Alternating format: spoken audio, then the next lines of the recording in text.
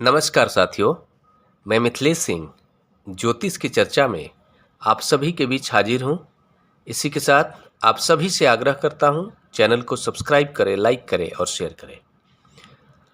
आज का चर्चा का विषय है धनु लग्न एवं धनु राशि होने पर किस तरह का प्रभाव देखा जाता है।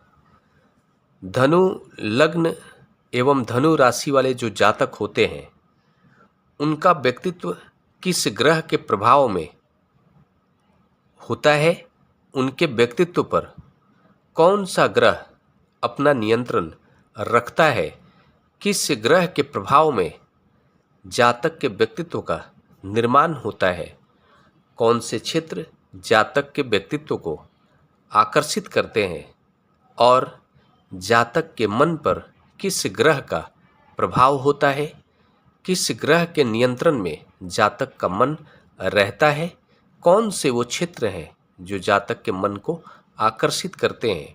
इन सभी बातों की चर्चा आज करेंगे। आप सभी के सामने ये धनु लग्न का चार्ट है। पहले भाव में 9 नंबर लिखा हुआ है। 9 नंबर राशि धनु राशि होती है, इसलिए यह धनु लग्न का चार्ट है।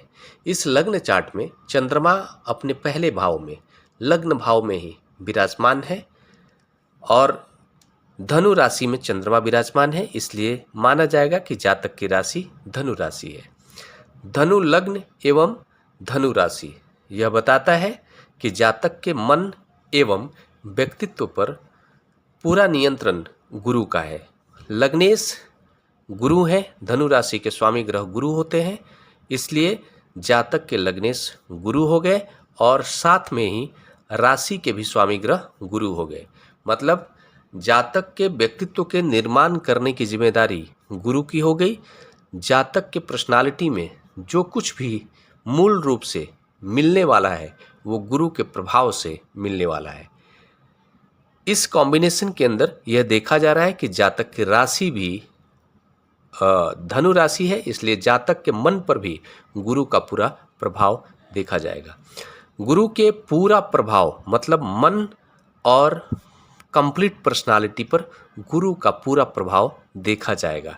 इस कारण से हम ये कह सकते हैं कि पूरी पर्सनालिटी पर गुरु का मूल रूप से और बढ़ चढ़कर प्रभाव देखने को मिलने वाला है। इस कंडीशन में, इस कॉम्बिनेशन में जातक बहुत ही अव्वल दर्जे का ज्ञानी के रूप में समाज में जाना जाता है, ज्ञान को जानने वाला होता है।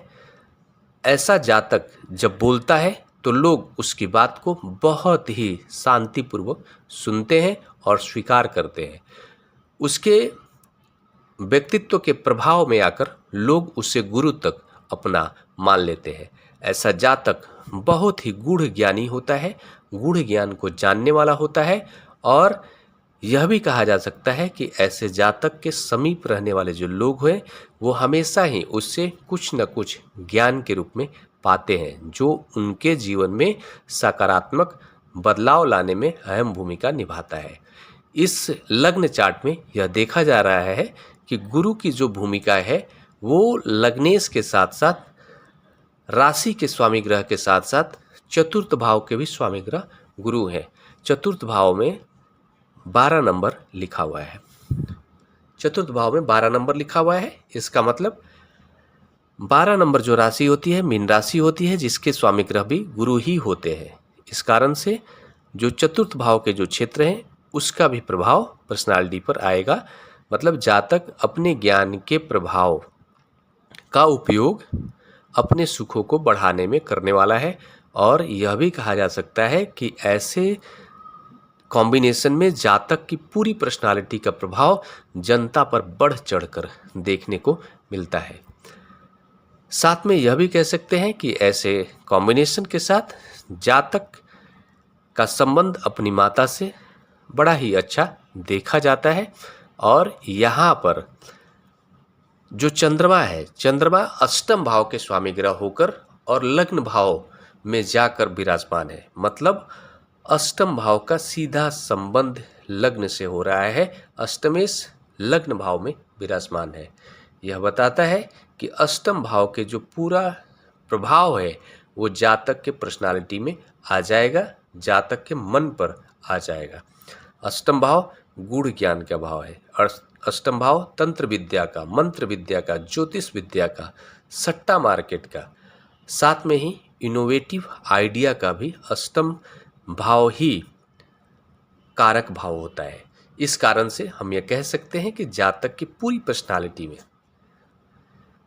गूढ़ ज्ञान का प्रभाव देखा जाएगा। जातक गूढ़ ज्ञानी होगा, तंत्र विद्या का ज्ञाता होगा, मंत्र विद्या का ज्ञाता होगा, ज्योतिष का ज्ञाता होगा। इन सभी विद्या का ज्ञाता हो या ना हो, लेकिन इच्छा जरूर रखने की कोशिश करने वाला होगा। और बहुत हद तक ये हम कह सकते हैं कि चाहे वो इन सभी क्षेत्रों में अपनी गुरु के रूप में भूमिका ना निभाए, लेकिन इन सभी क्षेत्रों को बहुत ही आसानी से समझने की क्षमता वाला जातक होगा और बहुत हद तक रुचि होगी उसको इन सभी क्षेत्रों में जानने की। यहाँ पर यह भी कहा जा सकता है कि जातक का जो पकड़ है वो सट्टा मार्केट पर भी अच्छा होने वाला है। और एक और बात, यहाँ पर आप यह मान लीजिए कि जातक का जो प्रेडिक्शन होगा बहुत हद तक सही होने वाला है। ऐसा जातक जो प्रेडिक्ट कर देगा वो आप ये मान लीजिए कि बहुत हद तक सही होने की स्थिति में देखने को मिल सकता है, मतलब वो सही होता हुआ आपको पाया जाएगा। ऐसा जातक चाहे जो कुछ भी कार्य करता हो, वो सभी कार्यों में एक अलग अलग तरीके का इनोवेटिव आइडिया खोजने की कोशिश करता है और वो खोजता है और फिर उसको इम्प्लीमेंट करता है और इन सभी आइडिया को इम्प्लीमेंट करके उसको लाभ में परिवर्तित करने का भी कोशिश करता है और उसको लाभ होता भी है। लग्न भाव में ही चंद्रमा का बैठना यह बताता है कि जातक का जो पर्सनालिटी होगा बहुत ही सुंदर पर्सनालिटी का व्यक्ति होगा।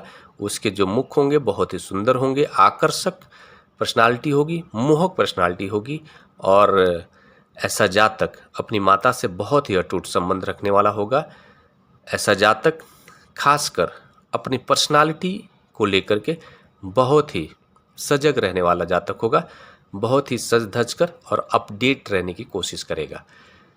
चंद्रमा लग्न भाव में बैठकर सप्तम भाव को देख रहे हैं, तो सप्तम भाव को देखना चंद्रमा का यह भी कह सकते हैं कि जातक का जो जीवन साथी से संबंध होगा वो अच्छा होगा, मधुर होगा। जो पार्टनरशिप होगी वो भी मधुर होगी और जीवन साथी भी देखने में आकर्षक व्यक्तित्व की स्वामी होंगी।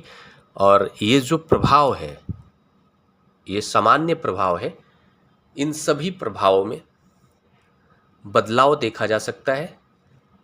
सभी ग्रहों का कंप्लीट प्लेसमेंट देखने के बाद सभी नवग्रहों का प्लेसमेंट किस प्रकार का है, कितने डिग्री का है, किस ग्रह के साथ युति में है, दृष्टि किसकी किस घर पर है, किस ग्रह से कौन सा ग्रह दृष्ट हो रहा है, सभी बातों का पूर्ण विश्लेषण करने के बाद ही पूरा प्रभाव पता चल पाता है। ये सामान्य प्रभाव है। इसी के साथ अगले विषय पर चर्चा के लिए आप सभी के बीच मिलूंगा। तब तक के लिए मेरा नमस्कार।